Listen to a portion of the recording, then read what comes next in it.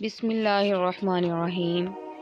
فرمان مصطفیٰ صلی اللہ تعالیٰ علیہ وآلہ وسلم ہے کہ قبلہ کی طرف تھوکنے والا بروز قیامت یوں اٹھایا جائے گا کہ تھوک اس کے چہرے پر ہوگا۔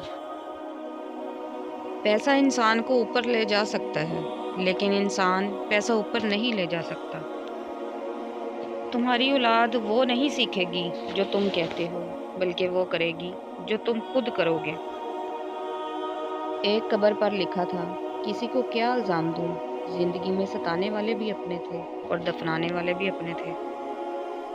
حدیث نبوی ہے، رسول اللہ صلی اللہ تعالیٰ علیہ وآلہ وسلم نے فرمایا، جس نے میری سنت سے منہ موڑا اس کا میرے ساتھ کوئی تعلق نہیں۔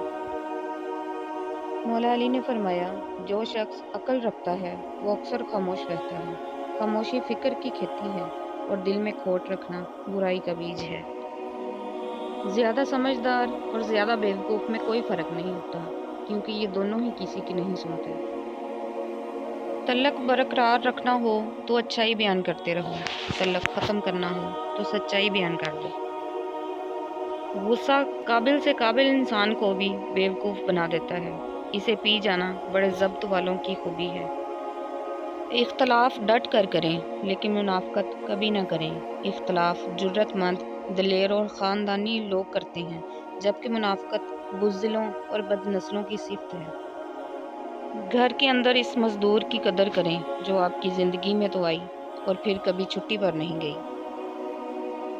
بزدل ڈر کر خاموش ہو جاتا ہے، لیکن بہادر ڈر کر بھی اپنی کوشش جاری رکھتا ہے۔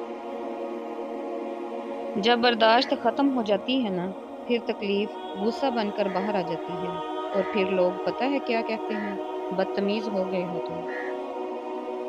عورت کو ایک بچہ پیدا کرنے پر 75 سال کی نماز کا ثواب اور ایک درد پر ایک حج کا ثواب ملتا ہے۔